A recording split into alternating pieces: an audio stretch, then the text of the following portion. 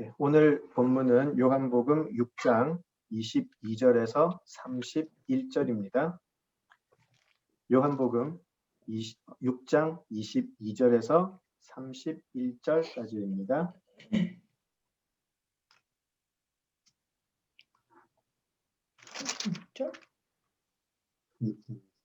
예, 6장 22절에서 31절까지입니다. 예, 우리 박희경 집사님 읽어주시겠어요? 네. 이튿날 바다 건너편에 서 있던 무리가 배 한 척 외에 다른 배가 거기 없는 것과 또 어제 예수께서 제자들과 함께 그 배에 오르지 아니하시고 제자들만 가는 것을 보았더니, 그러나 디베랴에서 배들이 주께서 축사하신 후 여럿이 떡 먹던 그곳에 가까이 왔더라.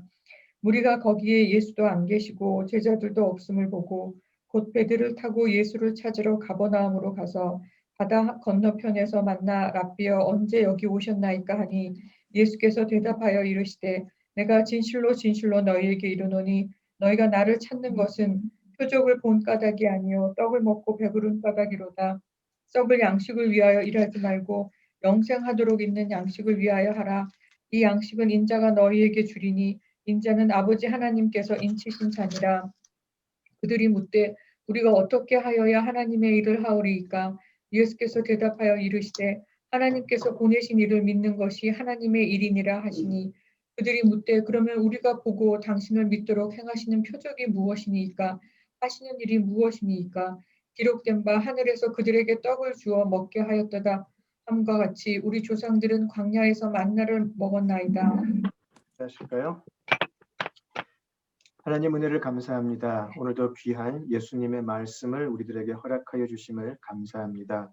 우리에게 허락하시는 그 말씀, 우리에게도 허락하시고 우리가 예수님의 말씀을 통해서 마땅히 깨달아야 할 것, 그리고 우리들의 삶에서 고쳐져야 할 것, 우리 모두 알게 하시고 우리들의 삶이 변화되게 하여 주시옵소서. 오직 성령 하나님의 인도하심만이 우리들과 함께 하여 주시기를 기도합니다. 예수님 이름으로 기도드립니다.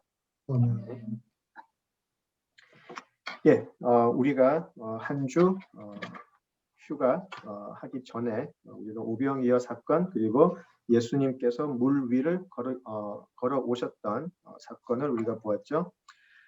6장이 시작하기 전에 5장이 예수님께서 모세에 관한 이야기를 하시는 것으로 5장이 끝이 났었고요.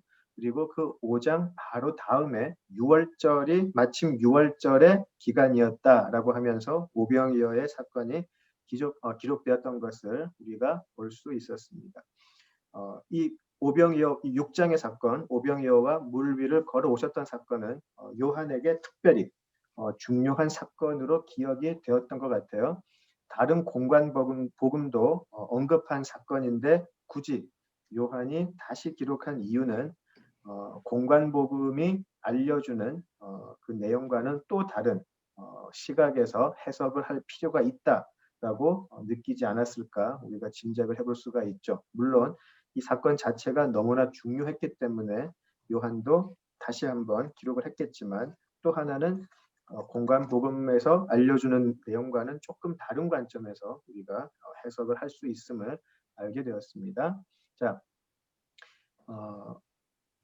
6월절이라는 세팅을 특별히 강조했던 이유는요. 아까 처음에 말씀드린 것처럼 모세에 관한 이야기를 5장 마지막에 한 후에 바로 6월절의 이야기를 하면서 이 오병이어와 물 위를 걸어오시는 사건을 연결을 한 것을 보아서 무엇인가 그 모세에 관한 이야기와 관련이 있지 않을까 우리가 짐작을 할 수가 있는데요. 실제로 그 오병이어의 사건 자체는 굉장히 광야의 삶, 또 6월절과 밀접한 관계가 있음을 우리가 공부를 했었고요.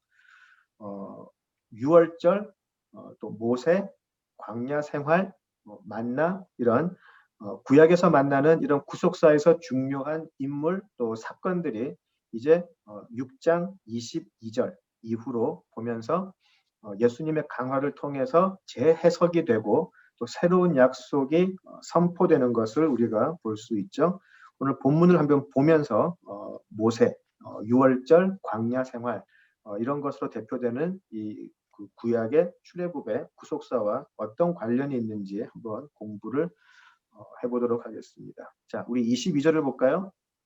이튿날 바다 건너편에 서 있던 무리가 배 한 척 외에 다른 배가 거기 없는 것과 또 어제 예수께서 제자들과 함께 그 배에 오르지 아니하시고 제자들만 가는 것을 보았더니라고 기록이 되어 있죠.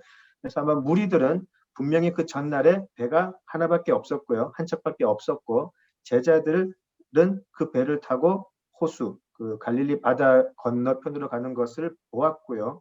예수님께서는 그들과 같이 가지 않고 오히려 반대 산으로 가신 것을 그들은 보았다고 이야기를 하죠. 자, 24절 보실까요? 자, 그런데 24절, 25절을 보시면은요. 무리가 거기에 예수도 안 계시고 제자들도 없음을 보고 곧 배들을 타고 예수를 찾으러 가버나움으로 가서 바다 건너편에서 만나 랍비여 언제 여기 오셨나이까 하니라고 되어 있어요. 그러니까 그들은 분명히 어제 배가 하나밖에 없었는데 예수님은 거기 타지 않으셨는데 아무도 지금 그 자리에 없네라고 생각을 하면서 예수님을 찾기 위해서 그 건너편으로 갔던 것 같아요. 자, 그 건너편에 갔지만 실제 지난번에 또 말씀을 드렸지만 갈릴리 호수인데 굳이 바다라고 부르는 이유는 그 호수의 크기가 너무나 컸기 때문이죠. 찾아보니까요. 남북으로 이 호수의 크기가 남북으로 한 13마일 그리고 동서로 한 7.5마일 정도 된다고 하죠. 7.5마일 정도라고 하면요. 저희 집 다 어딘지 아시잖아요. 샴페인 서쪽 끝에 있잖아요. 저희 집에서 그 우리 그 UIUC 학교를 훨씬 넘어가는 거리예요. 그러니까 아마 저희 집에서 그 린지 클락 린지죠. 그 리타이먼 홈 있는 그 정도 조금 넘어가는 거리가 7.5마일 정도 되는데요. 그게 다 호수라고 생각을 하시면 굉장히 크죠. 동서로 했을 때 남북 13마일 정도라면 더 크게 되죠. 그러니까 그 당시에 사람들이 보았을 때는 굉장히 큰 호수죠. 그냥 바다라고 할 만하죠. 저희 집에서 우리 학교까지 가는 그 거리, 제 출근하는 거리보다 훨씬 더 큰 폭이었다고 하니까요. 자, 그런데 그 거리를 이제 이 사람들이 간 거예요. 근데 이것을 우리가 쉽게 생각할 수도 있지만 그들이 그 큰 호수를 아침에 굳이 건너갔다라고 하는 것은요. 사실 그들이 굉장히 간절했음을 알 수가 있죠. 왜냐하면 하루 벌어서 하루 먹고 사는 사람들이었는데 그 당시에 2000년 전이잖아요. 요즘이 아니고. 그런 것을 사실 포기하고 간 거죠. 그렇게 사실 일을 해야 될 사람들인데 그것을 다 포기하고 그냥 배를 타고 그 호수를 건너갔다라는 거죠. 자, 그들이 그 간절하면요. 그런 모든 것을 잊고 그 거리를 단숨에 건너갈 수 있었겠죠. 지난번에 우리가 잠깐 말씀드렸지만 그 당시 배를 능숙하게 탔던 어부들이 이 동쪽에서 서쪽 혹은 서쪽에서 동쪽으로 가는 것이 한 2시간 정도 걸렸다고 그래요. 그죠? 우리가 그 제자들이 풍파에서 그 폭풍 속에서 그 배를 저어간 게 한 9시간 정도 걸린 것으로 계산을 했었는데요. 그럼 폭풍이 없을 때, 아주 잔잔할 때 한 2시간 정도 걸린다 그러죠. 그러면 왕복 4시간이에요. 그죠? 4시간 정도의 거리를 갔다라는 거죠. 굉장히 간절했죠. 그들은 목말랐다라고 할 수 있죠. 굉장히 어떤 예수님을 찾으려고 하는 그 열망 또 갈망이 가득했다라고 우리가 짐작할 수 있을 것 같습니다. 자, 그런데 예수님은 그들을 그 열정, 그 어떤 간절함, 갈망 그런 것을 보고 칭찬하시는 부분은 없죠. 예수님은 누구나 예수님을 찾아오는 분을 환영하시고 기뻐하시고 받아주시는 것으로 우리가 보통 알고 있는데요. 여기서는 예수님께서 너희들이 먹고 사는 거 다 포기하고 나를 이렇게 만나러 왔구나라고 칭찬하지 않으시죠. 그죠? 자, 이 부분이 좀 우리들의 마음을 조금 섭섭하게 하죠. 왜냐하면 간절함만 있으면, 그죠? 간절함만 있으면 예수님은 다 우리를 받아주시는 줄 알았는데 예수님은 사실 이들을 칭찬하지 않으세요. 그리고 이런 예수님의 좀 냉정함이라 그럴까요? 그런 것은 사실 우리 복음서에서 곳곳에서 우리가 볼 수 있어요. 가장 대표적인 것이 마태복음 산상수훈 중에 7장에서 보이는 예수님의 모습이죠.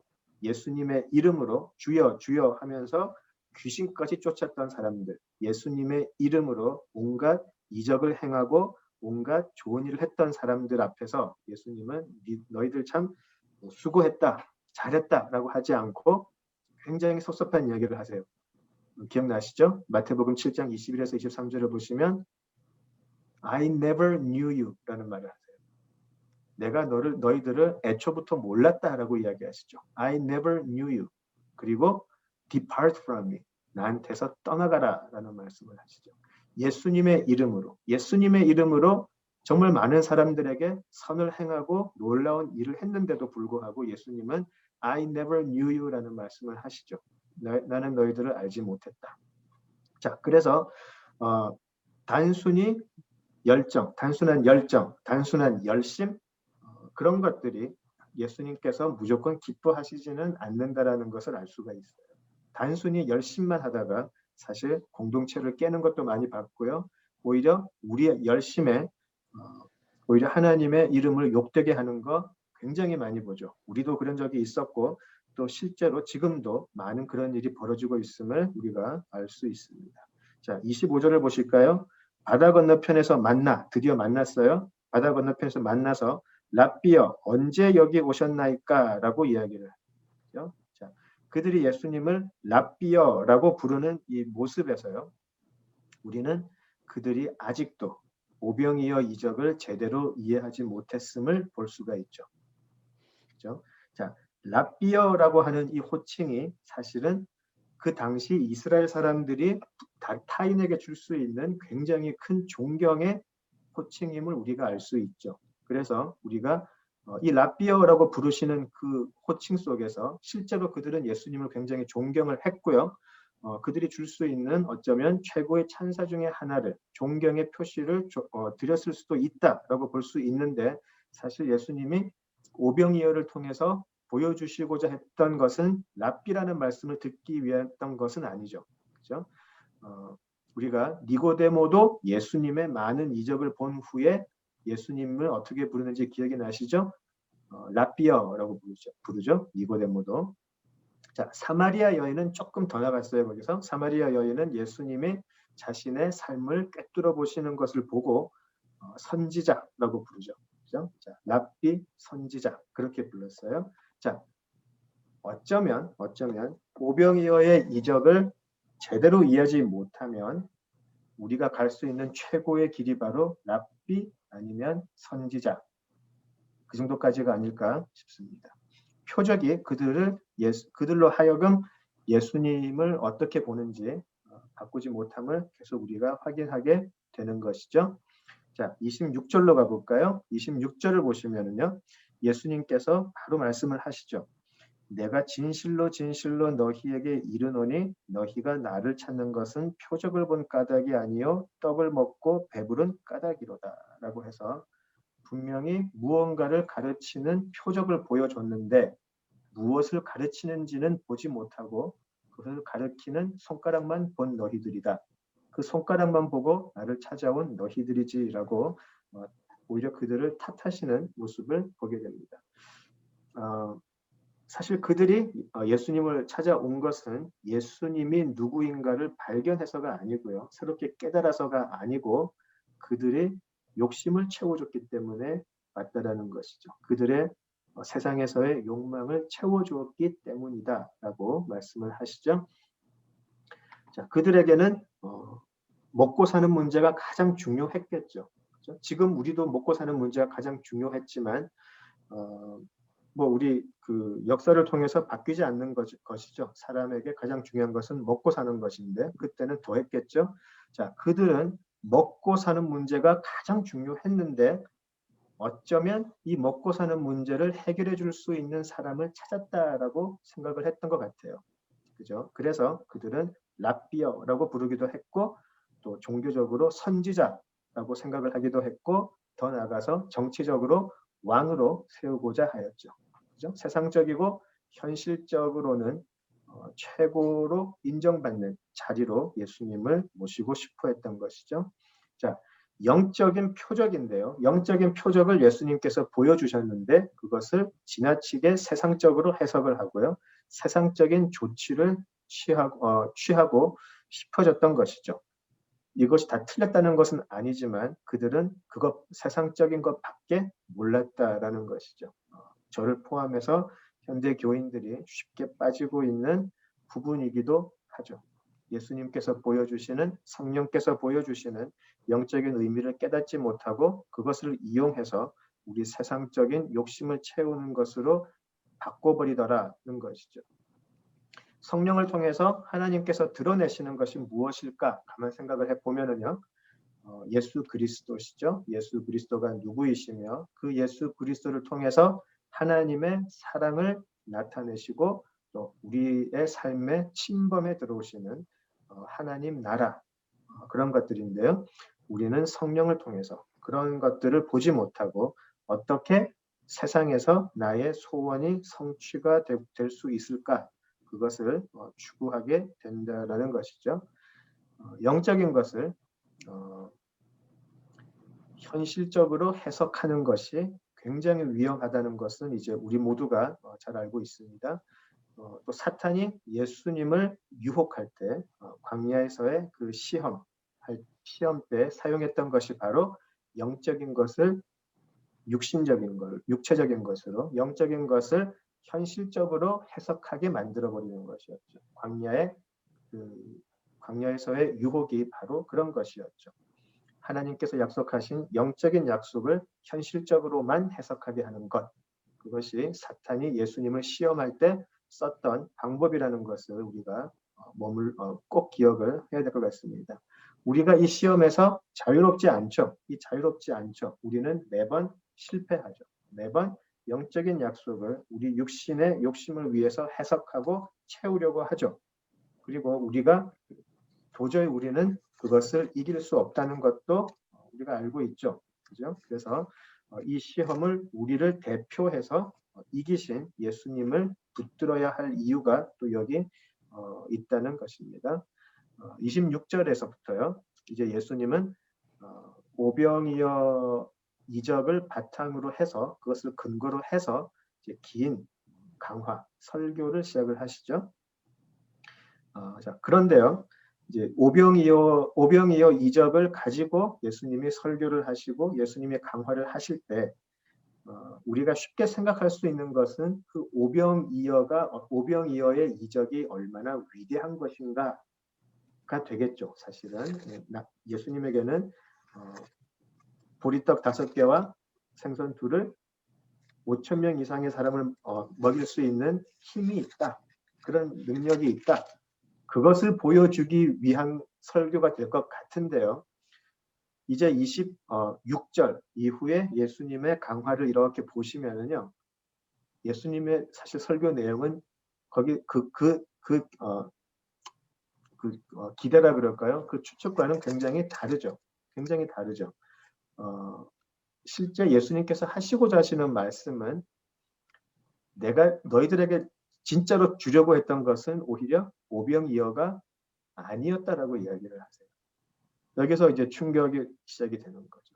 너희들이 오병이어의 이적을 통해서 많이 먹고 배불리 먹고 남을 정도로 음식이 많아졌는데 사실은 내가 그거 주려고 온 것이 아니다. 사실은 나는 니들이 그것을 먹고 배불리는 것이 목적이 아니었다라고 이야기를 하세요. 그렇죠? 그래서 이제 26장 26절에서 이어지는 예수님의 강화는 오히려 오병이어의 이적을 조금 다운플레이 하시는 것 같아요. 그죠? 너희들이 찾아야 될 것은 오병이어의 이적은 사실은 아니다라고 이야기하세요. 더 나가서요. 27절을 보시면은요. 썩을 양식을 위하여 일하지 말고 영생하도록 있는 양식을 위하여 하라라고 해가지고요. 오히려 오병이어 이적에서 맛본 그 넘치도록 채워진 떡을 오히려 예수님은 썩을 양식에 비유하시는 것 같아요. 그리고 실제로 너희들이 구해야 할 떡은 오병이어의 떡이 아니고 영생하도록 있는 양식이다라고 이야기를 하세요. 오병이어에서의 이적이 예수님께서 실제로 보여주고 싶으셨던 것이 아니고 예수님은 영생하도록 있는 양식을 너희들에게 주고 싶다라고 이야기하시는 것이죠. 자, 왜냐하면 만약에 그들이 먹었던 오병이어 때 먹었던 양식이 영생하도록 있는 양식이라면 그들이 예수님을 그 다음날 아침에 찾으러 왔을까요? 그들은 오병이어의 이적을 통해서 저녁 때는 배불리 먹었지만 하루 자고 났더니 그리고 화장실 한번 갔다 왔더니 또 배고프더라는 거죠. 그러니까 또 예수님을 찾아갔다라는 거죠. 예수님은 지금 이 부분을 지적을 하세요. 자, 또 한 번 우리 사람들의 시선과 예수님의 영적인 시선이 묘하게 겹치고 있는 부분이죠. 너희들은 또 배고프지. 오늘 아침에 일어나서 또 배고파졌지. 그러니까 나에게 또 한 번 더 이적을 일으켜 달라고 왔지. 그런데 내가 주는 양식을 먹으면 너희들은 영원히 배고프지 않을 거다라고 이야기하세요. 마치 사마리아 여인에게 내가 주는 생명수를 마시면 영원히 목마르지 않을 것이다 라고 하는 그 내용과 또 겹치게 되는 부분인 것이죠. 자, 이제 예수님께서는 썩을 양식 또 영생할 양식을 대비하시면서 오병이어의 이적을 경험한 사람들이 깨달아야 할 것이 무엇인지를 이제 조명해 주시기 시작하십니다. 자, 몇 시간을 걸쳐서 예수님을 찾으러 온 사람들, 어쩌면 그 당시 하루 품삯을 포기하고 왔을지도 모르는 그 사람들에게 무엇만이 있었을까요? 그 사람들은 믿음이라는 것이 있었죠. 믿음이 없이는 그 사람들이 하루의 품삯을 포기하고 오지는 않았을 거예요. 그죠? 자기가 나가서 일을 하지 않으면 가족이 굶게 되는데 그것을 포기하고 예수님께 올 수 있었다라는 것은 예수님의 이적을 통해서 오병이어의 이적이 다시 한번 이루어질 수 있을 것이다. 괜히 가서 하루 동안 뼈 빠지게 일을 하지 않아도 이분 옆에만 있으면 양식이 그냥 생길 수 있다라는 그런 믿음은 있었을 거예요. 물론 그 믿음이 예수님께서 원하시는 믿음은 아니었지만 그들도 나름대로 믿음은 있었다라는 것이죠. 자, 그런 믿음을 가지고 온 사람들에게 예수님께서 하시는 말씀은 이것이에요. 썩을 양식을 위해서 일하지 말라라는 말씀을 하세요. 이 부분 잘못 해석하면 이단이 되죠. 왜냐하면 이 부분을 잘못 해석해가지고요. 세상에서 우리가 가지고 있는 직업, 세상에서 우리가 일하는 모든 것들을 천하게 여기기 시작할 수 있다라는 거예요. 우리가 이상한 전혀 성경적이지 않은 영적인 이분법이 생겨가지고요. 교회 안에 들어와서 하는 일은 전부 다 영적인 일이고 교회 밖에 나가서 하는 것들은 거기에 미치지 못하는 좀 뭐라 그러죠? 전혀 하나님께서 상관하지 않고 기뻐하시지 않는 좀 그런 것들로 우리가 구별하기 쉬워요. 우리 주의 신앙에서도 그게 조금 지나치게 나아가지고요. 우리가 잘못 오해하고 있는데 예수님께서는 지금 너희들의 직업을 다 포기하고 나만 따라다녀라. 지금 그렇게 하시는 것이 아니죠. 예수님께서 하시는 말씀이 썩을 양식을 위해서 일하지 말라라고 하는 그 일이라는 그 내용 속에서는요. 우리들이 세상 속에서 먹고 살기 위한 그런 직업을 이야기하시는 것이 아니죠. 아니면 우리 전부 우리 집집마다 우리 아이들 다 지금 신학교 가가지고 다 목사 돼야 되고요. 전도사 돼야 되고요. 찬양사역 해야 되고 세상에서 그 직업을 얻어서 일하는 것은 아주 천한 것이 되어버리는 것이죠. 자, 예수님께서 하시는 말씀은 그것이 아니죠. 먹고 사는 문제 내가 해결해 줄 테니까 너희는 지금 직업 다 때려치워라. 그렇게 말씀하시는 것이 아니죠. 그죠? 자, 일하지 않아도 배불리 먹을 수 있게 줄 테니 나의 말을 따르라. 무슨 말일까요? 자, 여기서 말씀하시는 일이라는 것이 일상에서의 우리가 하고 있는 일을 뜻하는 것이 아님을 우리가 알 수 있습니다. 썩을 양식을 위해 일함이라는 것은요. 그들이 인간적인 자기 자신의 욕심, 자기 자신의 욕망, 그리고 자아의 만족을 위한 모든 행위를 뜻하는 것일 거예요. 심지어 구원마저도 내 욕심이 구원이 될 때. 그래서 내가 반드시 구원을 위해서, 나의 영생을 위해서 내가 무엇인가를 하겠다라고 생각하는 그 모든 것이 예수님께서는 썩을 양식을 위해서 일하는 것이다라고 이야기를 하시죠. 우리가 무엇을 위해 일을 할까라고 생각을 해보면 단순히 하루하루 먹고 사는 것을 넘어서요. 실제로 우리는 어떤 우리 자아를 위해서, 자아 실현이라는 목표 아래서 우리가 누릴 수 있는 최대한의 행복을 누리려고 하고요. 또 그 노력 가운데서 우리는 필연적으로 경쟁이라는 것을 할 수밖에 없고요. 경쟁에서 지는 자들을 우리는 인정해주지 않죠. 그들이 노력하지 않아서, 그들이 똑똑하지 않아서, 그들은 무엇인가 부족했기 때문에 그렇게 살아도 되는 것처럼 우리는 이야기를 하죠. 그리고 삶의 행복, 최대한의 최고 가치, 삶의 행복을 위해서 나의 만족, 나의 평안을 추구하는 것이 우리의 삶이 되어버린 것이죠. 자, 우리가 내가 왜 이렇게 공부하고 내가 왜 이렇게 일하고 때로는 다른 사람들과 부딪히면서까지 이 세상에서 앞서가려고 하는가라고 스스로 질문을 하게 되면 우리 각자의 대답이 어떤 것이 될지 모르겠습니다. 대답 안 하셔도 돼요. 서로 부담스러우니까 들으면. 지금 우리가 가장 추구하고 있는 것이 무엇인가 그런 것을 솔직하게 물어보고 또 대답을 한다면 우리 속에 아주 깊게 숨겨진 삶에 대한 미련이라 그럴까요? 소망 그런 것들이 이제 조금씩 드러나게 되죠.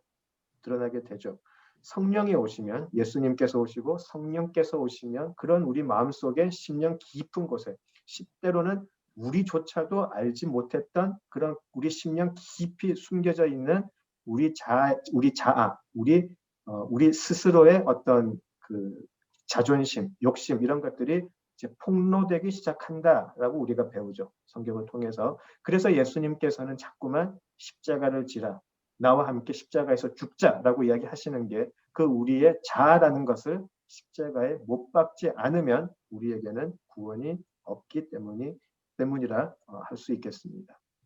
자, 그런데요. 이 자아라는 것이 사실은 성경이 말씀하는 우리의 원죄 역시 바로 이 자아에서 시작을 하죠. 사탄이 하와를 유혹할 때 가장 건드렸던 부분이 바로 자아라는 것이죠. 자아를 건드려서 하나님보다 아니면 하나님처럼 되는 그 자아의 욕심을 건드렸던 것이 우리의 원죄의 시작임을 알 수가 있습니다. 자, 그 자아를 위해서 참으로 우리가 많은 것을 추구하고 정말 열심히 노력하죠. 정말 열심히 노력하고 부끄럽지 않게 우리가 많은 것을 누릴 수도 있고요. 자, 그런데 성경은 또 하나를 가르쳐 주죠. 그런데 그렇게 했더니 모든 것이 사실은 헛되고 또 헛되더라라고 전도자가 이야기를 하죠. 자아를 위해서, 우리 자신을 위해서 노력하고 또 그것을 마침내 가지게 됨으로 기뻐하지만 그게 영원하지 않더라는 것이죠. 그것이 전도자의 탄식이에요. 그죠? 내가 다 가져봤는데 영원하지 않더라라는 것이죠. 흘러가는 물을 보았더니 내가 조금 전에 보았던 물은 벌써 밑에 떨어져 있고 내가 볼 때 항상 새로운 물이 내 앞에 보이고 내가 무엇을 위해서 열심히 일을 했더니 실제 열매를 따먹는 건 내가 아니고 내 다음에 오는 사람들이 그 열매를 따먹더라.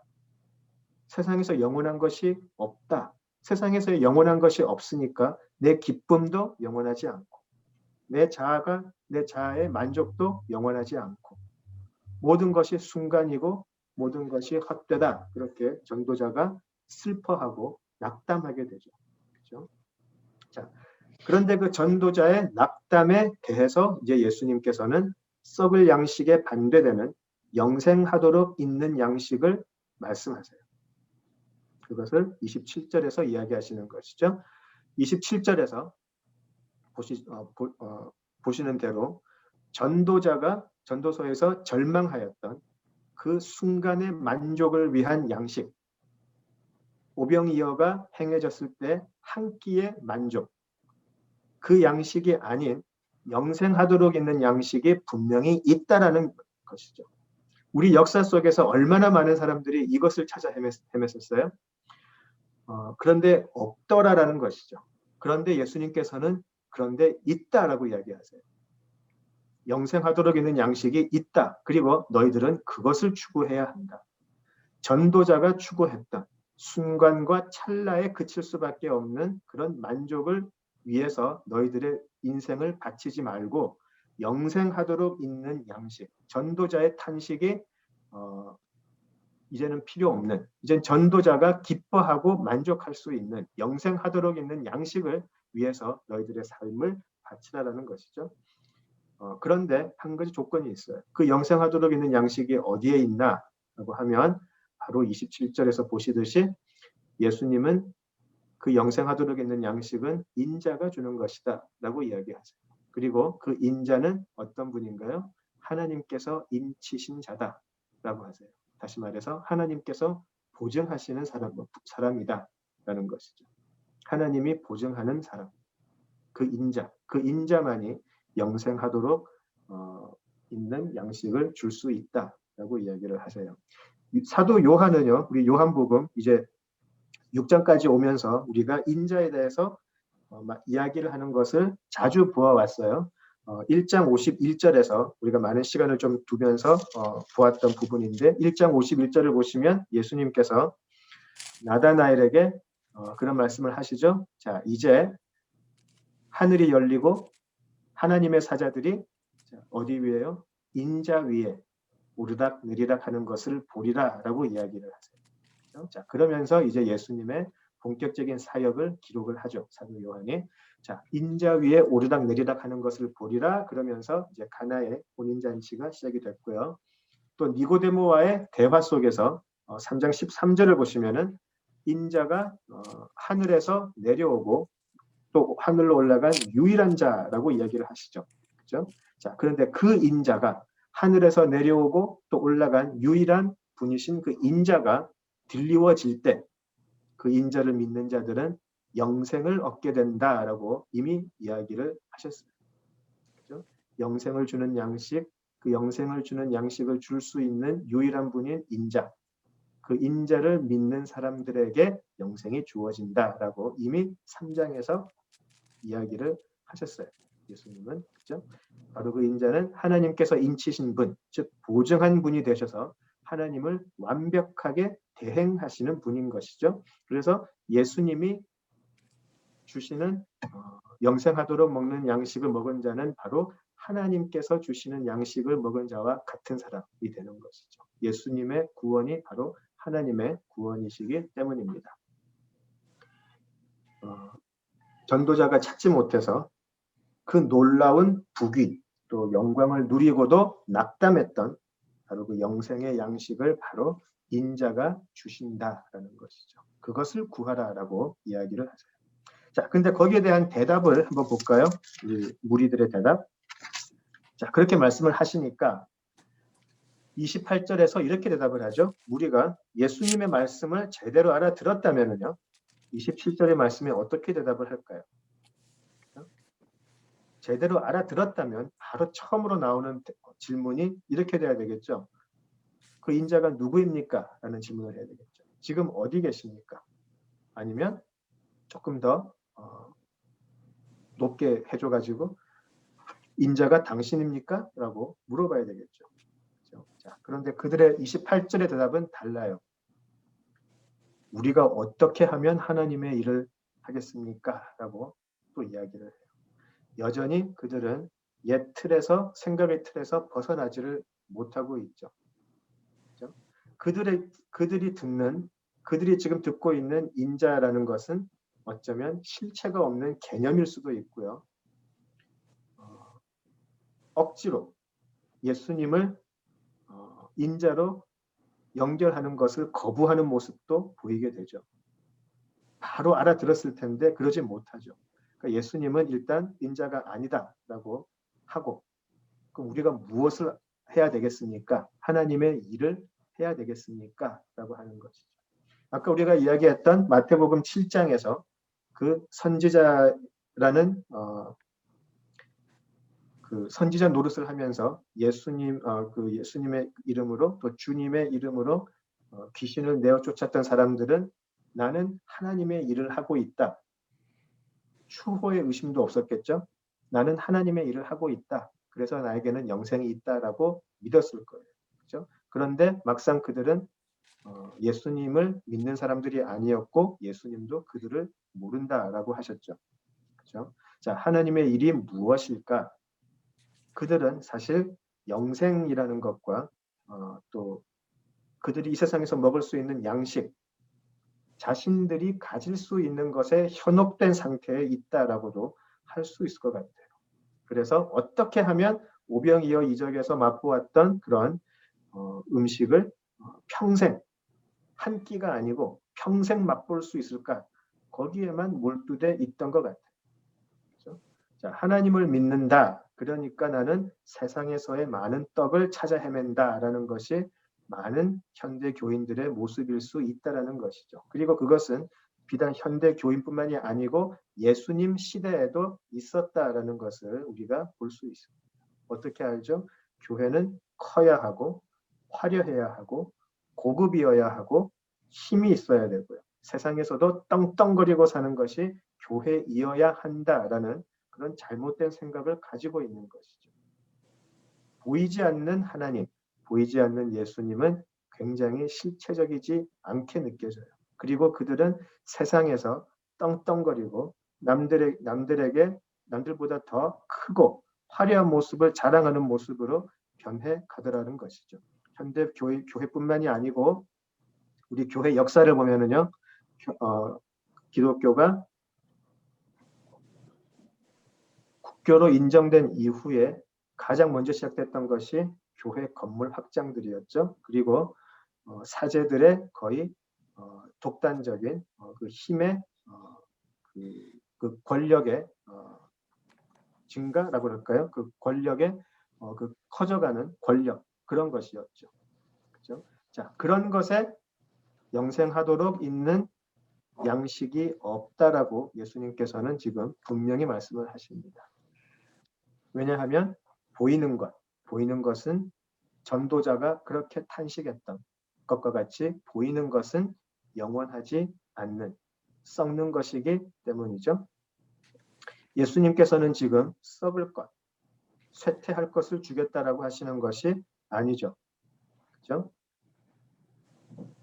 자, 무리들은 얻을 것에 초점이 있었고요. 획득할 것에 초점이 있었지 인자가 누구인지에 대해서는 전혀 관심이 없었어요.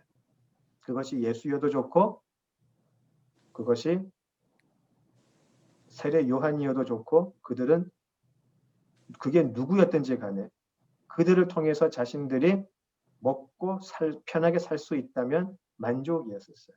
자, 이 모습을 어디서 보았죠? 우리가 흔히 여호와 이단이라고 말하는 금송아지 신앙인 것이죠. 그것이 금송아지여도 상관이 없어요. 내가 이것을 여호와로 믿고 섬긴다면 나는 삶에서 보호를 받고 내 삶에 굉장히 윤택해질 것이다. 그것을 우리는 여호와 이단이라고 하죠. 그렇죠? 사람들은 여호와 이단의 길도 서슴지 않고 가다라는 것입니다. 그렇죠? 그래서 그들은 하나님의 일이 무엇인가에 대한 관심보다는 하나님의 일을 하고 자신들에게 내려질 보상에 더 관심이 있는 것이죠. 여기서 우리가 진짜 하나님을 사랑하는 자와 하나님을 이용하는 자의 차이가 나오지 않나 싶습니다. 물론 우리가 초신자의 모습에서는 하나님을 이용할 수 있죠. 우리도 우리 부모님 많이 이용했죠. 예, 표정 보니까 저만 그런 것 같네요. 예, 우리가 그렇게 하죠. 또 우리가 우리 아이들이 우리 부모를 이용하는 거 이쁘게 봐주죠. 그러나 우리의 신앙이 깊어지고 우리의 신앙이 연륜이 쌓이면서 우리는 하나님을 이용하지 않고 이 하나님을 사랑하는 자로 변해가는 것이죠. 오히려 힘이 없어지는 부모님이지만 오히려 우리에게 주실 것보다는 우리에게 받을 것이 많은 부모님들이지만 우리가 그분들을 사랑하기 때문에 섬기는 것처럼 우리는 하나님을 사랑하게 된다는 것이죠. 더 이상 하나님을 이용하는 자의 자리에 머물러 있지는 않는다라는 것이죠. 우리 또 29절로 가볼까요? 자, 예수께서 대답하여 이르시되 하나님께서 보내신 일을 믿는 것이 하나님의 일이니라 하시니라고 해서요. 그들이 생각했던 하나님의 일은 다른 거였을 거예요. 구약을 보면서 우리가 알 수 있는 이 유대인들이 생각을 하고 있는 유대인들이 가지고 있는 고정관념, 하나님의 일이라고 하면 무엇을 말했을까요? 그들은 아마 그들이 예수님께서 어떤 답을 하기를 기다리고 있었을까요? 우리가 어떤 하나님의 일을 하면 우리에게 너희들 참 장하다, 너희들 참 예쁘다, 그러고 영생하도록 있는 양식을 주실까? 그들은 어떤 대답을 기대를 했을까요? 우리가 자주 읽는 미가서 6장 6절에서 8절에 사실은 그 답이 나와 있어요. 기억이 나시나요? 미가서 6장 6절에서 8절. 거기 보시면 이런 것이 나오죠. 한번 찾아보실까요? 미가서 6장 6절에서 8절 한번 찾아볼까요? 우리가 찬양으로도 자주 부르는 대목인데요. 네. 우리 미가서 6장 6절에서 8절.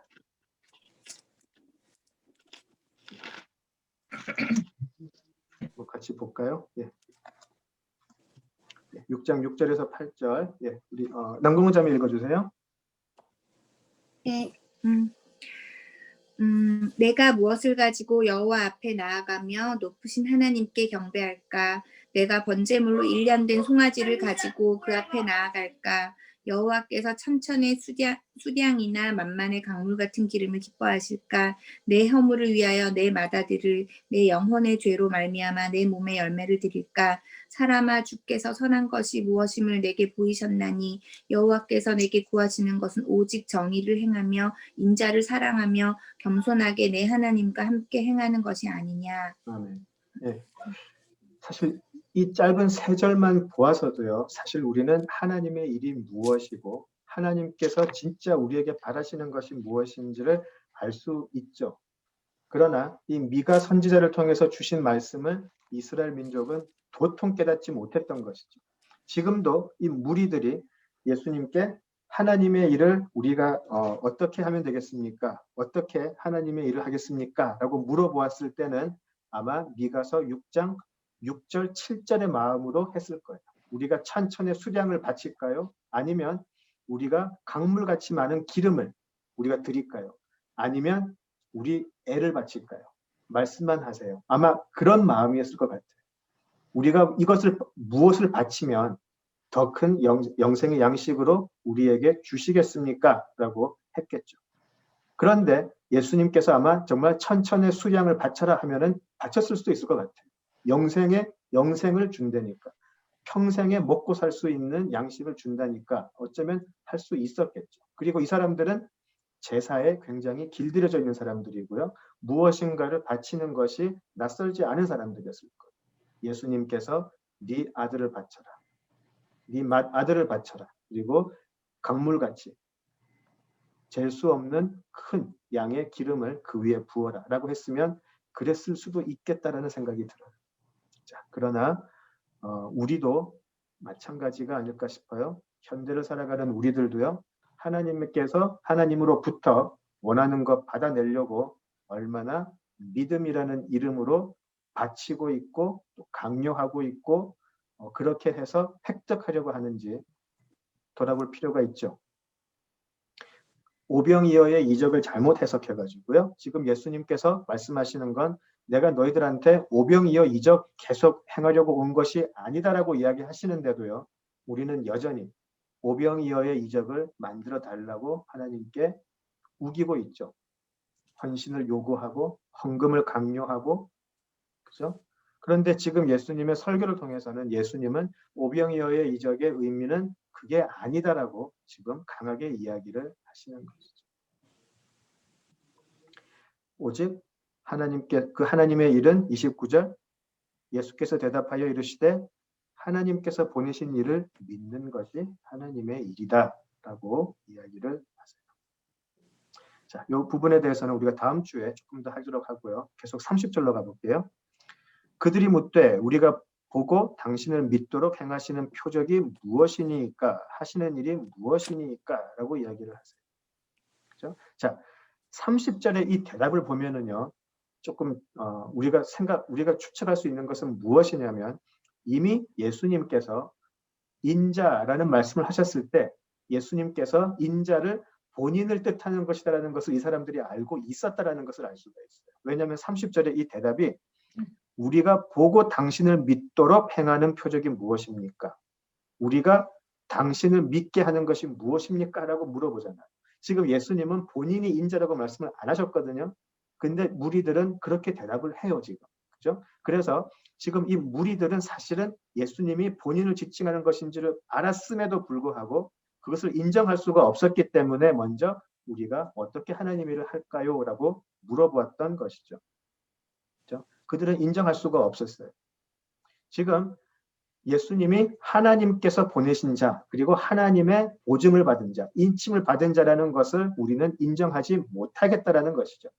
그래서 이들은 자꾸 돌려서 이야기를 해요. 바로 전날 오병이어의 이적을 바로 현장에서 경험을 했었고요. 자신들도 아침 일찍 호수를 건너왔음에도 불구하고 그들은 여전히 예수님이 하늘과 땅을 이어주는 인자라는 것을 인정할 마음은 없었어요.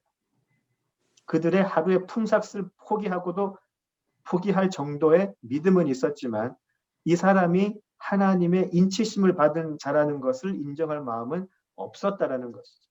그래서 이들은 예수님의 말씀을 비춰보면 무엇인가요? 이들은 하루의 품삯을 포기하고 예수님을 따라왔지만 그들은 썩을 양식을 위해서 일했던 것이 되고 그들은 예수님을 인정할 마음이 없었기 때문에 예수님이 하나님께서 보내신 자라는 것을 인정할 마음이 없었기 때문에 그들은 썩을 양식을 위해서 일하는 자들 그리고 멸망할 자들이 밖에 될 수 없다라는 것이죠. 31절에 그들의 대답을 볼까요? 기록된 바 하늘에서 그들에게 떡을 주어 먹게 하였다 함과 같이 우리 조상들은 광야에서 만나를 먹었나이다. 황당하지 않으세요? 31절의 내용이 바로 거의 24시간도 아니죠. 바로 전날 저녁에 경험했던 일인데 그것을 자기 자신들이 그대로 이야기를 해요. 예수님은 6월절이 되면서 광야에서 그들이 경험했던 만나의 그 모습 재현시키셨죠. 그리고 예수님께서 내가 누구다라는 걸 보이고자 하신 그 이적을 실제로 경험한 사람들인데 우리에게 이것을 보여주면 믿겠나이다 라고 이야기해요. 경험을 했으면서도 우리에게 이것을 보여주시면 믿겠나이다 라고 이야기를 해요. 황당하죠? 만약에 지금 예수님께서 31절에 대한 대답을 내가 어저께 너희들이 말하는 동일한 이적을 바로 어저께 베풀지 않았느냐라고 물으면 뭐라고 대답을 했을까요, 이 사람? 이렇게 하면 믿겠습니다라고 이야기를 하는데 내가 했잖아. 그렇게 하면 이 사람들은 또 뭐라고 대답을 했을까요? 날마다 주세요. 그랬겠지. 날마다 주세요. 그죠? 날마다 주세요. 그 34절을 보실래요? 34절에 그렇게 대답을 해요. 이 떡을 항상 우리에게 주소서. 그렇게 이야기를 해요. 이게 이스라엘의 실패였고요. 우리들의 실패인 것이죠. 매일 우리의 삶이 기적의 삶을 살고 있는 것인데요. 왜 기적의 삶이죠? 우리가 어떻게 예수님을 믿죠? 어떻게 우리가 예수님을 통해서 구원을 받는 삶을 살고 있죠? 어떻게 우리가 선하신 하나님의 자녀라 일컬음을 받으면서 하루하루를 살고 있죠?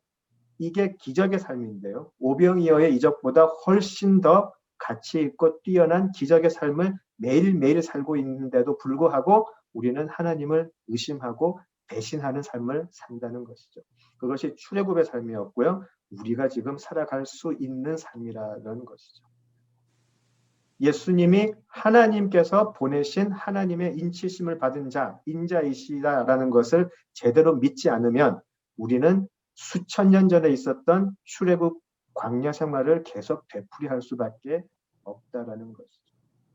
우리가 살면서 이 일상 속에서 하나님이 내 아버지가 되시고 아버지께서 하나님 아버지는 예수를 통해서 나를 하나님의 아들, 딸로 삼으셨다. 이 기적에 대한 감격이 없이는요, 우리는 지금 이 무리들이 하는 말, 우리에게 무엇을 보여줄 수 있겠습니까? 이렇게 해주면 내가 하나님 믿겠습니다. 그 자리로 돌아갈 수밖에 없다라는 것이죠. 매일 기적의 삶을 살면서도 하나님을 의심하고 배신하는 우리들의 모습이 나올 수밖에 없다. 그것이 우리에게 가르쳐 주시고 있는 내용이 아닐까 싶습니다. 우리가 이 하나님의 살아계심, 하나님의 참되심, 그리고 예수님의 십자가와 부활을 실체로 믿는 그 믿음, 이것이 없이는요, 불평밖에 없죠. 저 사람은 저렇게 편하게 살고 있는데 나는 뭘까? 저 사람은 저렇게 잘 되고 있는데 나는 뭘까? 나는 이렇게 노력을 했는데 손에 떨어지는 것은 왜 이거밖에 없을까? 이런 불평이 출애굽의 삶에서도 나왔고 이 무리들의 삶에서도 나올 수 있고 우리들의 삶 속에서도 나올 수 있다라는 것이죠.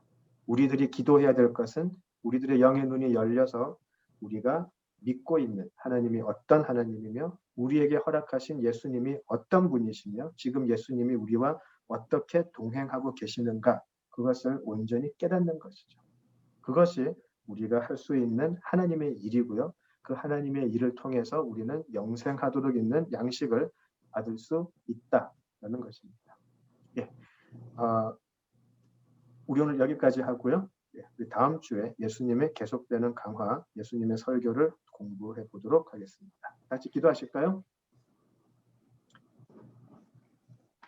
아버지 하나님, 참으로 부끄럽고 또 속상합니다.